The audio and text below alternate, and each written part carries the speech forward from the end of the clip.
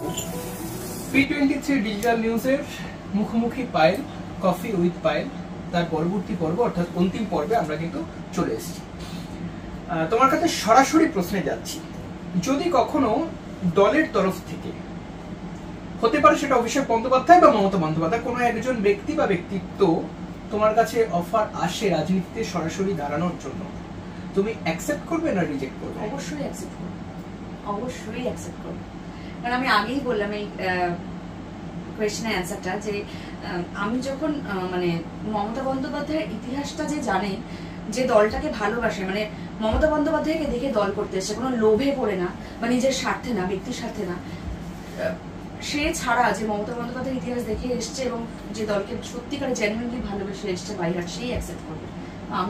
আমি তো ready already accept করার জন্য। যদি কখনো এরকম সুযোগ আসে, আমি অবশ্যই, আমি যেহেতু মানুষের জন্য কাজ করি, আমি যদি এরকম একটা ফিল্ডে এরকম একটা সুযোগ পাই, আমি নিশ্চয়ই অ্যাকসেপ্ট করবো, গ্ল্যাডলি। তুমি অভিনয় করো, আমরা শুনলাম সকাল থেকে উঠে তোমার কিছু অ্যাক্টিভিটি থাকে যেখানে লেবু জল থেকে খাওয়া থেকে শুরু করে সমস্ত এক্সারসাইজ করো, সেই জায়গায় আমরা তোমাকে একদম সরাসরি প্রশ্ন করছি, খাওয়া দাওয়া কিছু মেনটেন করো না? সব চলে, সব খাও? দেখো, আমি না মানে ফেভারিট ফুড কি কি খেতে পছন্দ করো? আমি চাইনিজ ভীষণ ভালোবাসি, আমার চাইনিজ ভালো লাগে। আর আমি অল টাইম ফেভারিট যদি আমাকে রোজ খেতে বলো কি, সেটা হচ্ছে ফুচকা। ফুচকা সব সময়? হ্যাঁ, মানে রোজ। আমাকে যদি কোনো বিশেষ দোকান না, বিশেষ মানুষের সঙ্গে দাঁড়িয়ে লেবু জল দিয়ে হ্যাঁ হ্যাঁ, ওটা হলে তো কোনো কথাই নেই, মানে আমি একটা খাওয়াচ্ছি, সে একটা খাওয়াচ্ছে, তাহলে তো কোনো কথাই নেই। বুঝতে পারছেন? হ্যাঁ, মানে অসাধারণ, মানে আরো ব্যাখ্যাটা কিন্তু, মানে আমি খালি প্রশ্নটা করলাম আর মানে রোমান্সের পর্বের জায়গাটা কিন্তু প্র্যাকটিক্যালি হাত দিয়ে বুঝিয়ে দিল। হ্যাঁ, ভালো লাগলো, ভীষণ ভালো লেগেছে। আর মানে ওইটা একটা আলাদা মজা রয়েছে, মানে ভালোবাসার মানুষের। এটা কিন্তু মুখোমুখি coffee with Payel, fuchka with Payel. তো সেটাতে দাঁড়িয়ে তো ফুচকা তাহলে মনের মানুষের সঙ্গে তাহলে খাওয়া হয়, মানে তার কি কোনো বিশেষ দিন আছে? এটা তো বর্ষাকাল। না, বিশেষ দিন নেই, তবে ওই আর কি, ধরো প্যাক আপ হয়েছে, ফিরছি রাস্তায়, অনেক রাত হয়ে গেল, দেখতে পেলাম। আমরা কি একটু জানতে পারি যে সেই মনের মানুষটা কে বা তিনি কি প্রফেশনে আছেন? একটু কি আমরা ক্লু পেতে পারি? তিনি আইটিতে আছেন। আচ্ছা, তিনি আইটিতে আছেন। আর কে, তো সেটা ক্রমশ প্রকাশ, একটু সাসপেন্স থাকা ভালো, তাতে মজাটা আসবে।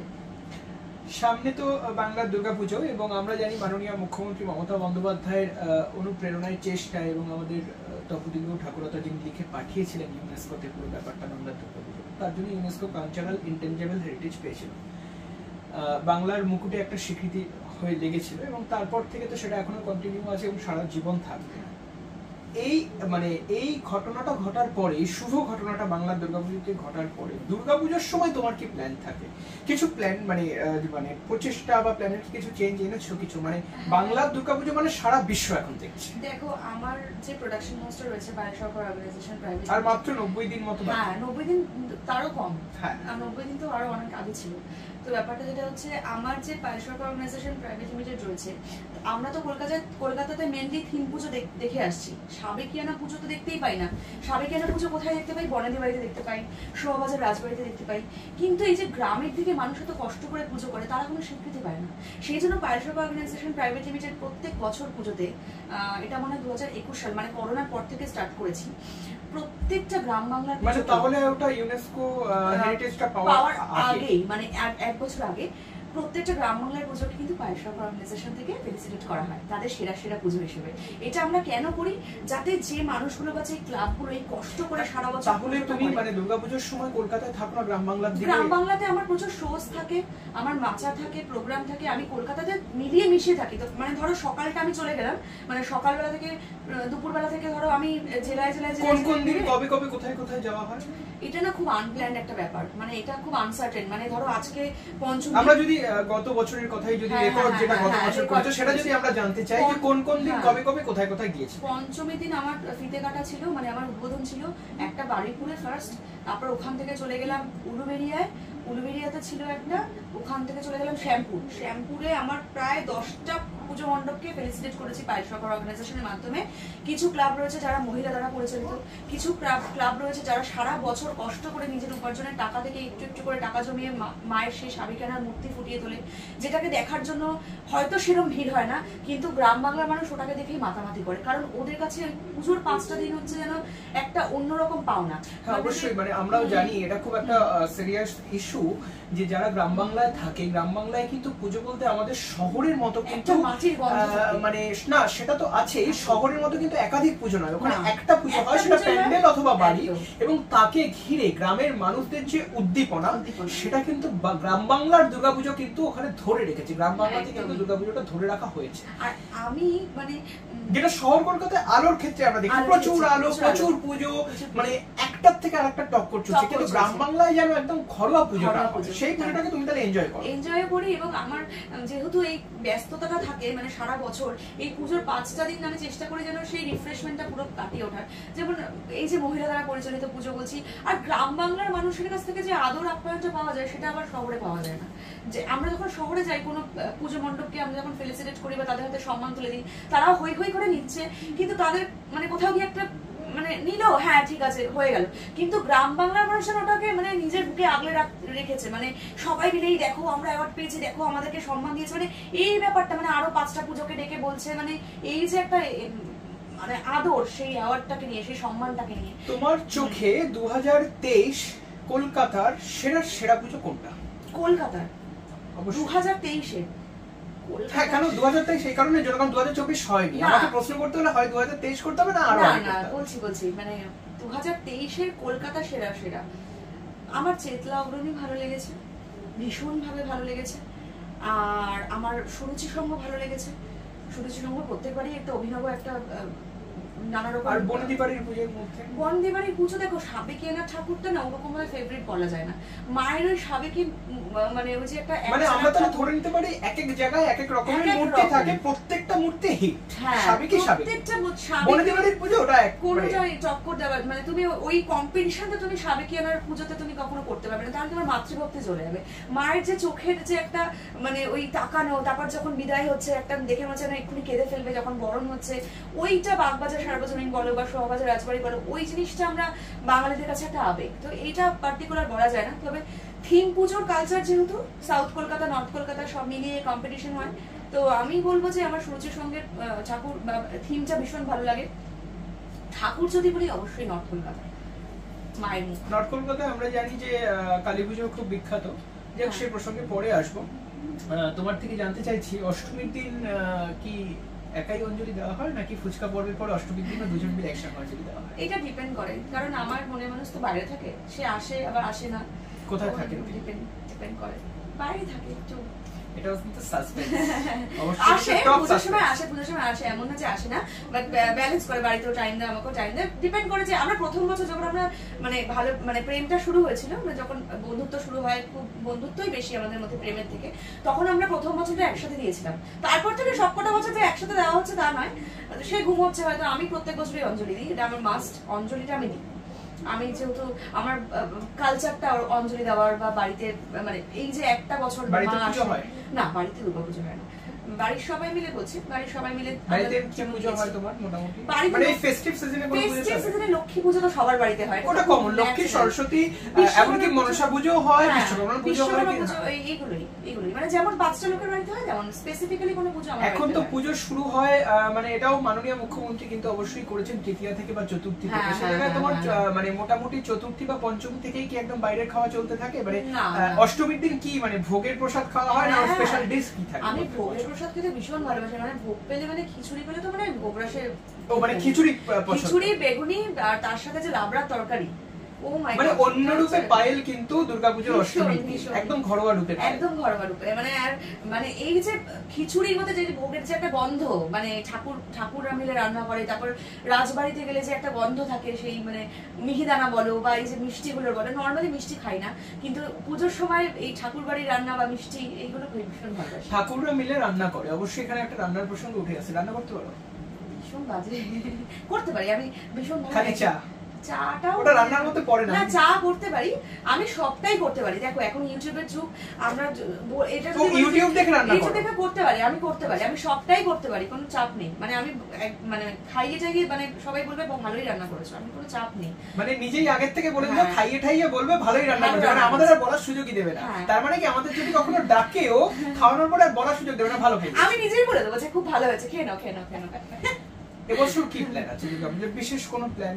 বিশেষ করে গরিব যারা রয়েছেন গরিব বাচ্চাদেরকে নিয়ে তুমি তো অনেক জায়গায় তোমাকে ইভেন্ট আমরাও দেখেছি যে গরিব বাচ্চাদেরকে তুমি বিভিন্ন রকম ভাবে সাহায্য করো। দুর্গাপুজোতে কিছু করছো মানে যারা সারা বছর অসহায় ভাবে তাকিয়ে থাকে সেই মুখগুলো।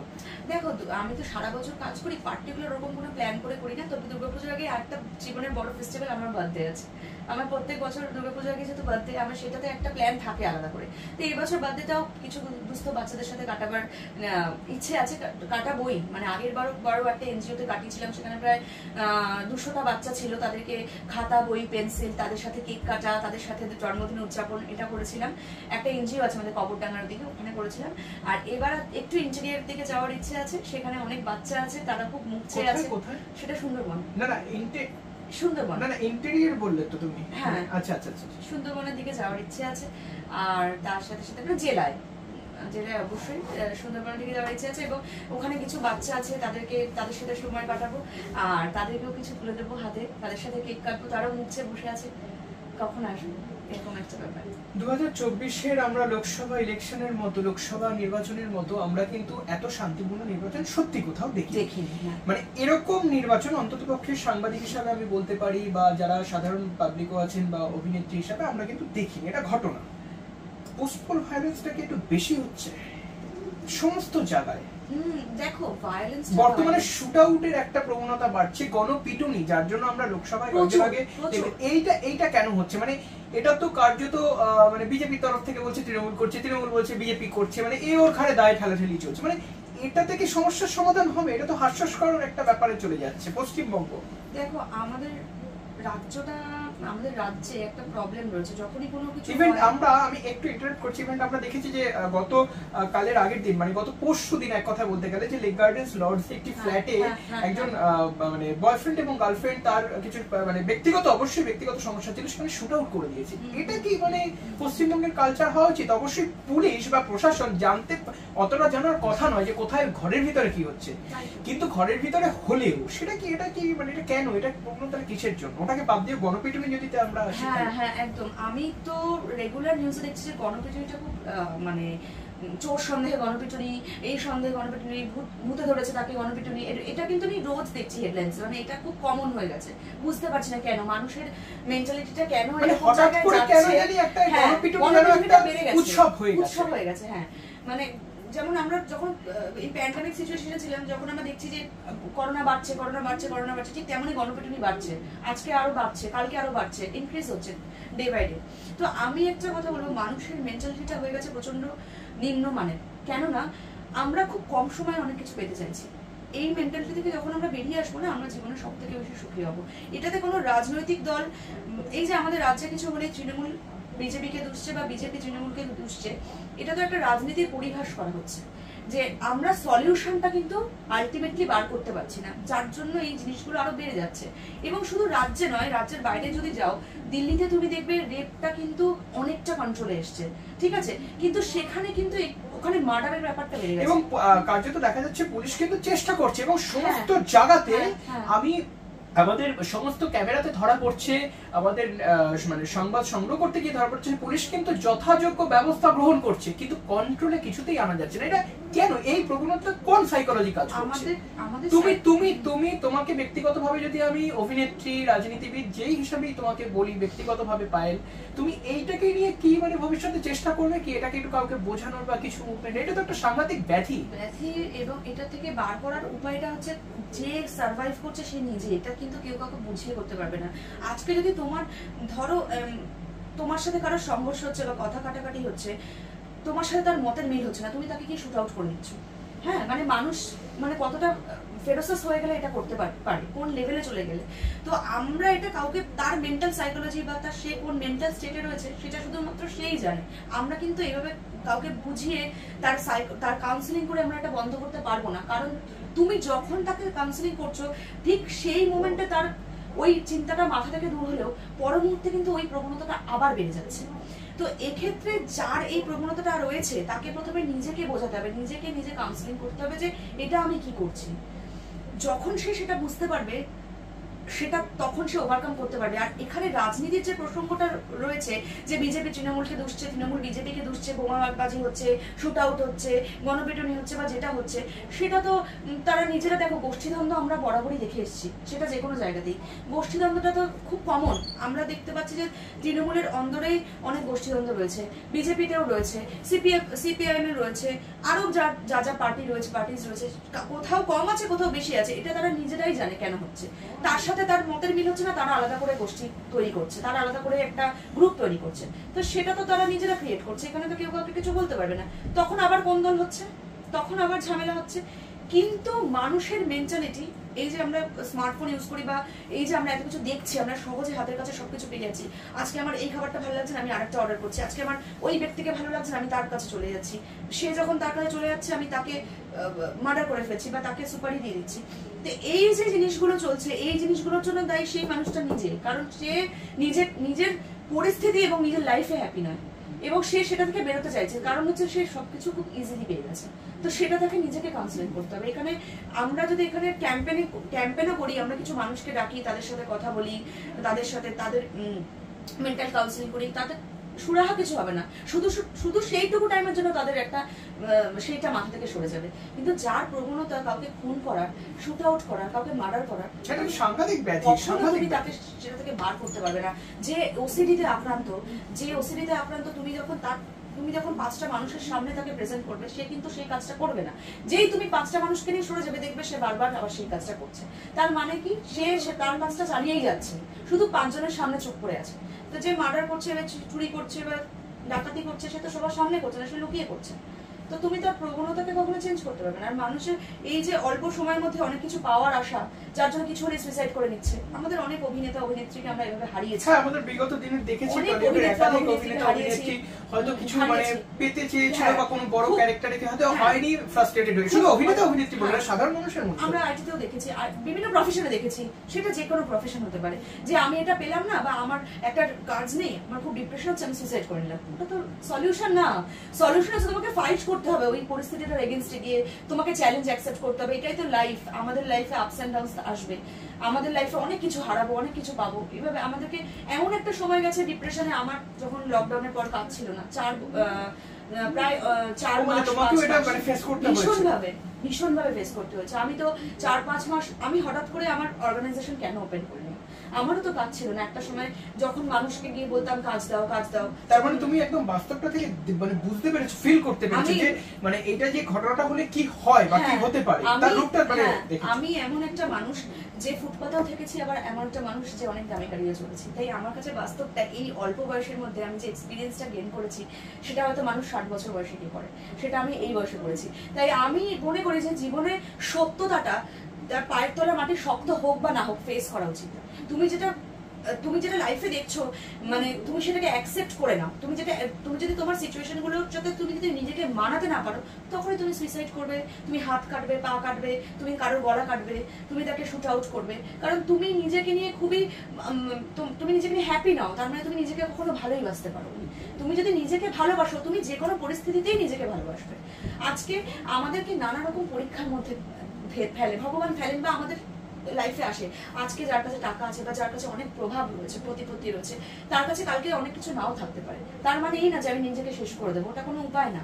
ওটা আরো ওটা মানে তুমি হেরে গেলে, তুমি ব্যর্থ, তুমি চ্যালেঞ্জ অ্যাকসেপ্ট করলে। তো এইগুলো আমি এই প্রতিকূলতাগুলো পার করে আজকে এখানে দাঁড়িয়ে আছি। পায়েলের মুখ থেকে তো আমরা শুনলাম যে ব্যক্তিগতভাবে পায়েল খুব তৃণমূলের মানে থেকে কোনো মানে পোস্ট বা যে কোনো কিছুতে যদি অ্যাক্টিভ ভাবে তোমার কাছে আসে, তুমি তো একদম সাদরে সেটাকে গ্রহণ করবে এবং প্রচন্ড উৎসাহ। আমি যে কোনো যদি না আসে তাহলে কি বিজেপিতে জয়েন করবে? না না না না, কখনোই না। আমি কখনোই মানে কার্যত বিগত দিনগুলোতে আমরা এটাও দেখেছি, শুধু তৃণমূল বলে না, বিজেপি থেকে হয়েছে, হয়তো বিজেপিতে কোনো কারণে তার ডিমান্ড ফুলফিল করতে পারে, তৃণমূলে চলে আসে।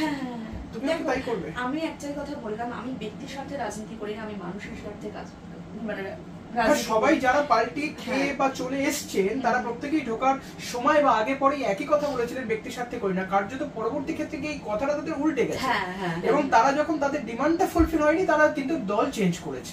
দেখো, আমি বরাবরই দলের জন্য কাজ করে এসেছি। তুমি আমাকে বিজেপির কোনো ক্যাম্পেনে দেখতে পাবে না, তুমি আমাকে বিজেপির কোনো রক্তদানে দেখতে পাবে না, তুমি বিজেপির কোনো অন্যান্য যা যা প্রয়াস আমাদের বাংলায় হচ্ছে বা বাংলার বাইরে কোথাওই দেখতে পাবে না। আমি বরাবরই, আমার পরিবারও তাই, এবং আমরা যেহেতু বাংলাকে ভালোবাসি, আমরা দিদিকে ভালোবাসি, তাই আমার দিক থেকে যদি এটা পার্সোনালি তুমি আমাকে জিজ্ঞেস করো তো এক বিগ নো।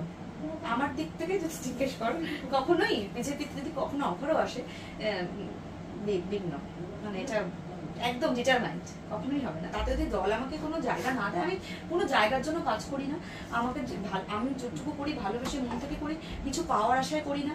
যেটুকু আমি পাচ্ছি আমি মনে করি আমি ব্লেসড, আমি সেজন্য পাচ্ছি। পাইলের কিন্তু সমস্ত কথা আমরা শুনলাম P23 ডিজিটাল নিউজের তরফ থেকে। আমি আজকে এখানে এসেছি গেস্ট রিপোর্টার হিসেবে, সৌরদীপ।